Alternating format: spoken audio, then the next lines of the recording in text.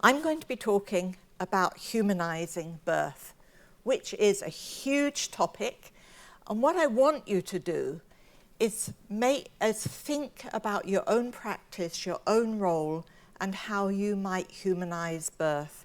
And some of the slides I'll whiz through, but there'll be references for you to look at.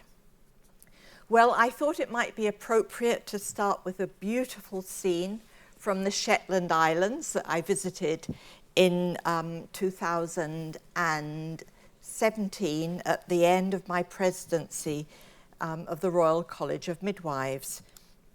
But I started life as a midwife here in Edinburgh, and this is a picture of me in my uniform on the district in Collerton Mains in Edinburgh. And we had stopped outside of Robert Louis Stevenson's cottage on a beautiful May morning for a picnic with the two sisters and the other pupil. And I lived with the sister midwives and the other pupil in a beautiful old farmhouse in the middle of Collerton Mains. It's still there. I visited it recently. And it was just like Call a Midwife. We got called out for home births, and we visited women in their homes and on the district. And in that work, I learned the social model of midwifery. But at the same time, we also worked in the hospital. And you'll see there a cartoon of me that I drew and sent in a letter to my parents. I was at Simpson's in 1965 to 1966. And a sociologist would have a heyday with this, because note, not only my uniform with my dress 12 inches from the floor, and my Oxford brogues, and my hat, and my neat hair tied up, and my puffy sleeves, and my skinny arms. But what I want you to notice are the babies in a row, because we would routinely separate babies from their mothers. They were taken out to their mothers to feed, who mainly breastfed, every 4 hours. We were called to attend births, to deliver the baby, as we called it then, by a light flashing on the wards. And you would be on the postnatal ward and you'd see the light flashing, and you had to get one of your 20 deliveries, and you'd run down to the delivery suite in time to catch the baby. This was actually industrialized, fragmented, dehumanized care starting. And at that time, Bowlby had done his work. We actually learned nothing about attachment between mothers and babies. And just a funny story, we would put the babies on the trolley, 10 babies at a time, to wheel them out to their mothers. And if you turned the babies on their side, they would all latch onto the head of the baby in front of them. So you often had a kind of row of latched on babies. Scotland. I lived here for many years. I had family who lived in Glasgow and Tiree. I know the remote areas very well. But in my time as president, I spent as much time as possible in Scotland. And there I was at the centenary of the Midwives Act in Scotland at the end of my presidency in 2017 at St Giles Cathedral, and with Gillian Smith, who made sure I understood the nature of maternity services in Scotland and did a lot of visits with her. And then with Mary Ross Davey, and I made one of my final visits as president to Orkney and Shetland. And I have to tell you a secret, that Mary gets very sick on planes and she gets very nervous. So often we would arrive landing in Shetland or Orkney with Mary looking very, very white indeed, but we got a real sense of what it's like to keep humanized maternity services in remote areas. And also I've lived in a very far north part of Canada, and my son lives just below the Arctic Circle in Dawson City in Yukon Territory, so I know remote areas really well. But as president, I traveled the world. And what I understood was that we're at a critical point around childbirth. The medicalization of birth, the over-intervention in birth, the dehumanization of birth, and the institutionalization of birth need to be reversed. and often visiting women in different parts of the world, where I went into maternity services where women were treated brutally. I was left sleepless at night. And there are parts of the world, even Europe, just 2 hours flight away, where women still have to lie flat on their bed, on their back in lithotomy, have routine enemas, routine shaves, and Christella maneuver, pushing on the fundus of the baby to push the baby out, is still performed. So humanization of birth is a response to over-medicalization or dehumanization or institutionalization, and I'll talk through some of the aspects. But this is a social movement. It concerns the public, it concerns people around the world, it concerns healthcare providers, and it's not just about midwifery, although midwifery is a vital component of it. I first learned about the concept of humanization in Brazil. I spoke at a big Humanization of Birth conference in Fortaleza in Brazil in the year 2000, and I've been to many thousands of conferences in my life, but this actually changed my life. I met people from all around South America who told me not only about the brutal way that women are treated in South America, have the highest cesarean section rates, but very dehumanized care for women who weren't having a cesarean section, but also the way staff are treated. And I met people who told me that they would be killed for publishing the outcomes from their maternity services. And I've retained a connection with Brazil. I visited recently. I visited 10 times, many different parts of Brazil. And I've spent much time in clinical areas. And here I was in Curitiba in a humanized birth service with the midwives, seeing actually how they humanized birth in a country which had the highest cesarean section rate in the world, in which women couldn't take companions in when they had their babies, where there was no analgesia. And often the only way of having sterilization was having a cesarean section. And they made huge progress. They have made huge progress. The whole country has changed. The cesarean section rate was reduced, and the services were humanized. There were laws passed that women had to be given information about the risks of cesarean section, and women had to be able to have a companion with them when they went into hospital. But the link between the general politics and humanization is very strong indeed. They now have a very right-wing government under Bolsonaro, populist government, and Sao Paulo has now said that all women need to be offered a cesarean section, and posters are being put up into the maternity units. You're entitled to a cesarean section at 39 weeks. But there is no requirement that women are told the risks of cesarean section, and the rate is starting to go up again very quickly. So I did a lot of global work together with International Confederation of Midwives, and I led the definition of humanization of birth and a discussion paper about the humanization of birth. And we defined it like this. This was developed by the Central European region. Care that recognizes the significance of birth for individuals, family, and society, and that respects human rights of the woman to access high-quality, evidence-based care. Humanized care puts the woman at the center of care, recognizes that the mother and baby are inseparable. The woman and her baby and family are treated with dignity and respect, and the woman has the right to make decisions about her care. This decision-making process will be enhanced by a relationship of reciprocity with her midwife or midwives, and supported through the provision of high-quality information. So, humanization is a social movement, a response to the birth crisis, because there is a birth crisis around the world. And although we have some of the most progressive policy, we have very high intervention rates in the United Kingdom, and that's something that we need to attend to.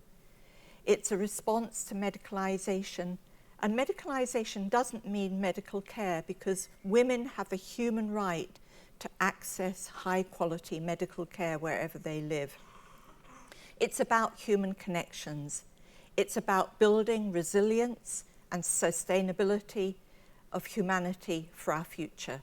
And humanisation of care will have an impact on future generations. It's about the whole world, not just resource-poor countries. It's about seeing clearly and lighting up our blind spots. For example, we have a huge blind spot about the importance of a secure attachment between the mother and the baby and the family. And so pleased to see this so strongly represented in future midwife standards. We don't take that into account when we're informing women about the impact of caesarean section, for example, epidural, and in some cases induction. So these blind spots in our science, lighting them up is really important. It's about changing the conversation around birth. How do we talk about this very, very complex science base in a way that helps both professionals and women and their families understand the implications for them? It includes very broad-based science. So here I've got one of the books by Kirsten Uvnes-Moberg, a scientist who's done much of the work on oxytocin. It's about integrating human rights with science. It's about high-quality healthcare. It's about humanised practice, and it's about art and creativity. And Liz Newnham, a scholar in Australia, a midwife scholar, who's taking the thinking about humanisation forward, and the excellent book that she wrote based on her PhD thesis together with Lois McKellar and Jan Pinkham. And she used epidural analgesia in an Australian labour ward as a lens for an analysis of the culture within our maternity services. And what she found was it was far easier for women to get an epidural, which is actually highly interventive, can be a highly damaging intervention. It's easier for women to have an epidural than it was for women to use a pool during birth. And she has now published a series in Practicing Midwife in which she describes the concepts of humanization of birth, and she talks about what it is to be a humanistic midwife. She talks about the circle of trust, the trust of the woman with the midwife and in her own body. And then the last in the series that was published about the hormones that are at the basis of healthy birth and the dance of these hormones. So reading her work is very important. So just to pick apart what medicalised birth is. It's when birth is seen as mainly a medical event, when the mother and baby are seen as separate and are separated. And that doesn't just mean a baby being taken to the nursery, but it can mean the postpartum routine in which the baby is taken away from the mother to be weighed, and the routine actually takes precedence over keeping the mother and baby together. It's about a cultural belief in safety of technology, medical intervention, and unnecessary intervention, and not recognising that safety is social as well. It's about a focus on pathology and risk and fear, and with extreme medicalisation of birth, normal physiological is seen as deviant and eventually becomes social control. So there are many parts of the world where midwives actually have been subject to criminal proceedings for supporting normal birth, where women are actually forced to have caesarean section, where home birth isn't allowed. And eventually this becomes social control. And we're beginning to see this in England. The English press actually is describing normal birth as deviant. And recently, a column by Catherine Bennett described normal or physiological or natural birth as fetishization. Just written a letter to the press about that. Care is often depersonalized or fragmented, We see that in many of our maternity services. There's a focus on the technology and the institution, and an eradication, limitation, or mistrust of midwifery. And once midwifery has been eradicated, it's very, very difficult to redevelop it. And Mary and I know well from the work in Canada that had lost midwifery, but has now actually established a very, very good model of midwifery care. And on the right-hand column, I'm going to be talking about all of these issues in a bit more detail. With humanized care, the wider significance of birth is recognized. The mother and baby are seen as inseparable. Care is evidence-based. It's appropriate care and intervention when indicated. It aims for optimal health and well-being, science-based, and we need to think about renormalizing the normal. Care is respectful and relationship-based. This is relationship between the baby and the parents, but also between staff, between the community, supporting women who are giving birth. And the woman is at the centre of care, and we need to mitigate the effects of vulnerability. And we need to scale up and strengthen midwifery. So birth is not simply a medical event. These pictures were given to me by Leah Millenship, who spent about a week in a labour ward in Wales, taking pictures that showed the relationship between women and families and their carers. And I want to talk for a moment about the love that ties. Midwives in particular have a huge contribution to make to that secure attachment, we describe it in scientific words, between the mother and the baby and the other parent or father, and the integrity of the family. But I believe that we don't actually realize the contribution that we can make fully. And Liz Newnham, talks about two aspects of midwifery care. It's psychology and physiology. And it's interesting because actually in normal birth being seen as deviant, physiology has become highly political. And this is one of the issues that I think we need to start to be able to talk about and help to understand. There is a short and yet critical period around birth which actually have long-term consequences for our capacity to love. Michelle O'Don wrote the book, and I've just reread it, The Scientification of Love, in 1999. And recently, we have a joint chapter by Sarah Buckley and Uvness Moberg, which describe the physiology of birth. And the physiology is actually a basis to that attachment between the mother and the baby. And we know, for example, with oxytocin helps pregnancy progress. In labour, it helps progress of labour. It helps prevent bleeding after birth. But it's also a neurohormone that affects the woman's brain, which makes her more socially connected to the world. It's called the hormone of calm and connection.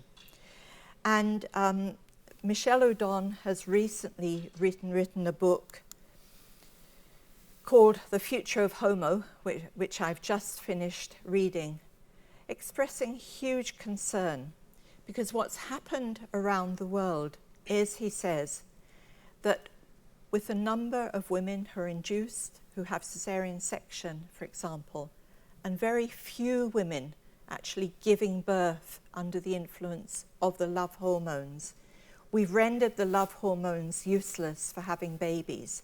And this, he sees, is a turning point in the history of our species.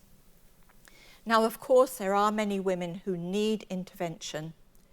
And if they need intervention, we can still support physiology. And Jenny will be talking today about skin to skin, so supporting breastfeeding, supporting skin to skin, keeping mother and baby together, and so on. And you'll see here Jessamy's face. Jessamy gave birth to her baby in the beautiful midwifery-led unit, the Birth Centre in Nine Wells in Scotland. And what do you see here? You see huge protectiveness. What would Jessamy do if you tried to take her baby away from her at that time? And this is what Jenny talks about as the first love embrace. This relationship between the mother and the baby are actually a template for all future relationships. Now, of course, all is not lost. If something happens and the mother has a cesarean section, for example, or needs an epidural, or adopts a baby, we can actually create strong attachments of love. But we miss a huge opportunity, a time at which we can support a physiology which makes a woman feel well and which has very long-term consequences. So in humanization, we're moving from faith in technology and over-intervention to evidence-based appropriate care. And here's Jessamy with her mother, my cousin Anna, and I walking up and down the hills in Kirkmichael because she was 40 years old and beyond 40 weeks. And she was helped by managers in the service, had a beautiful midwife in labour, but also helped a great deal by a wonderful obstetrician who reassured her that women who were 40 were all different and that she was perfectly healthy and could wait safely for the natural start to her labour. We have the evidence from the Lancet Maternal Health series, which actually describe two things happening in the world at the same time. We have women who have care that's too little too late, and we have women who have care that's too much too soon. And this isn't a division between countries. It actually happens within the same country. For example, in England recently, a woman gave birth in prison without any kind of attendance, couldn't get help, and her baby died. Too little too late is lack of evidence-based guidelines, lack of equipment, inadequate numbers of skilled providers, women delivering alone, lack of emergency medical services and delayed interfacility referrals. And too much too soon, unnecessary caesarean section, routine-induced or augmented labour, routine continuous electronic fetal monitoring, routine episiotomy, and routine antibiotics. And the Lancet series on optimizing caesarean, which recognizes that women need to have access to caesarean section. It can be a life-saving procedure. And there are some countries and some parts of the world where women have limited access or no access to caesarean section. But concern with the rise of caesarean section, which is rising around the world, and they looked at the short-term and long-term effects of caesarean section on the health of women and children, and had a very good end paper on how we actually might reduce the rate of intervention, the rate of caesarean sections. So moving from pathology, risk and fear to optimal well-being. And it's interesting, isn't it, how much of our discourse is about risk and how little of it is about joy and love and ecstasy. And it's almost as if we're frightened to use those words. So I want to thank Beverly Lamont, who lent me the slides from Scotland. Best Start is probably one of the best policy documents I've seen. It's certainly one of the most progressive in the world. And I love the title of the Best Start, because when we're thinking about humanization of birth, we're actually thinking about the start of life, the baby, the woman being born as mother, and the other parent or the father becoming a parent and becoming a family. So this idea, this broader view of Best Start is really important. And the concept of transformation, changing things from the grassroots up and from up down, changing the values, changing the systems of care for women, babies and families. One of the most important things that we can do in the world, as important as resolving the climate crisis and probably related to it. The vision is absolutely wonderful. All mothers and babies offered a truly family-centred, safe and compassionate approach, recognising their unique circumstances. Fathers and partners and other families actively engaged and encouraged, supported to become an integral part of all aspects of maternal and newborn care. Women experienced real continuity of care and carer across the whole maternity journey, with vulnerable families being offered any additional tailored support they may require.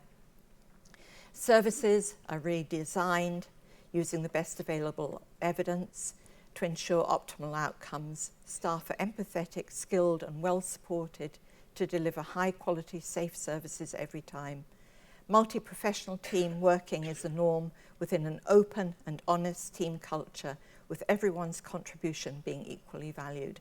When I phoned Mary Ross Davey to see how things were going, she said that Scotland is making huge progress, but it is challenging, but they're listening to staff and women and know what the challenges are.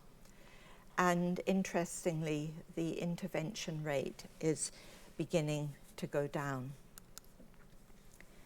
So how do we renormalize the normal? And it's perverse, actually, that the press, particularly the English press, is actually describing normal birth as deviant. Some have called it a cult. I told you that Catherine Bennett describes it as fetishization. But actually, the science base is very strong. One of the things that we're doing is working from fragmented, depersonalized care to respectful, relationship-based care. And you'll know the evidence on continuity of carer, and it comes out in the future midwife standards. But the Scottish office has this beautiful slide which actually summarises the Cochrane review, the outcomes of continuity of care or carer and caseload midwifery or team midwifery. Women are 5% more likely to have a spontaneous vaginal birth, 10% less likely to experience an instrumental birth, 24% less likely to have a preterm birth, and 16% less likely to have an overall fetal or neonatal death. Now, they are actually astounding results, and we're working to understand why that happens, but it's something to do with the relationship between the woman and her midwife.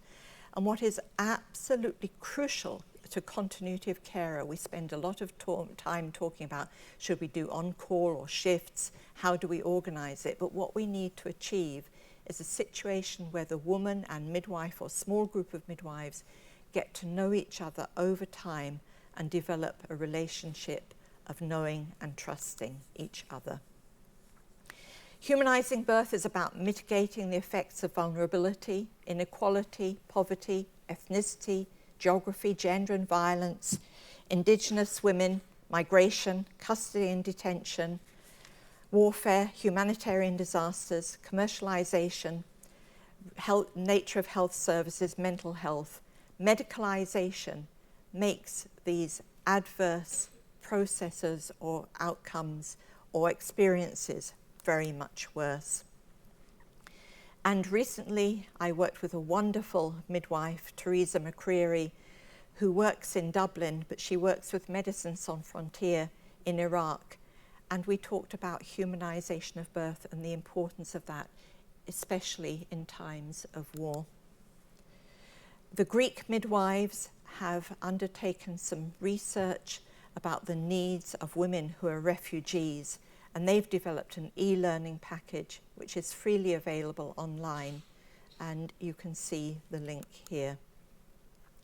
Importantly, we need to scale up and strengthen midwifery, and just in my last few minutes, I want to talk about the importance of supporting midwives and other staff within the maternity services, maternity support workers, doctors, and everybody, but particularly midwifery. And thanks to Mary Renfrew and all who developed the Lancet series on midwifery, because it has actually given us a framework for humanized care. And what I always pick up when I listen to Mary and talk to her about this framework is what is important is that this was a framework which was focused on the needs of women, their babies and their families, and not staff. And what I want to point out to you is that it's all evidence-based, but you see that this is a very, very broad base, this framework for quality maternity care, and it involves everybody in the maternity services. And at the moment, we spend most of our time in the top right-hand corner with a focus on women and newborns with complications, first-line management of complications, medical, obstetric and neonatal services. And you see the framework, effective practices, organisation of care, values, philosophy and care providers. So what creates the difficulties? WHO and ICM and UNFPA published this survey of midwives, finding that midwives around the world in high-income, middle-income and low-income countries are frustrated. They feel that they can do more. They feel that they're not listened to. And what's holding us back? Again, a paper by Mary and others. Midwifery is a vital solution. What's holding back global progress? And what they conclude is there's a long journey ahead. There's a long road ahead. Journey would be shorter by implementation of midwifery that meets ICM standards. And midwives are disempowered by patriarchal structures and professional, sociocultural and economic barriers. And I always talk at this point about the countries in the world which have a very high rate of private practice. And in those countries in private practice, there's often an 80 or 90% caesarean section rate. And recently, Billy Hunter's paper on burnout in midwives, which actually shows a high rate of burnout amongst midwives. And in the analysis, they talk about not only the pressure of work, but the lack of congruence between the ideals that we hold and the difficulty of putting them into practice in the maternity services. So, in conclusion, humanization of birth is about widening our view. It's about sustaining and thriving, because actually a lot of intervention, dehumanizing birth will have an epigenetic impact, and it will have an impact on the cohesion of the future family. It's about relationships and connections. It's about connecting the sciences. It's about human rights, enlightened policy, and unified health services. And Beverly Lamont's and Jackie's slide, we do not need magic to change the world. We carry all the power we need inside ourselves already. We have the power to imagine better. And I would like to ask each one of you, whichever field of work you're in, to imagine how you might think about humanizing birth or being a humanized practitioner. Thank you very much indeed.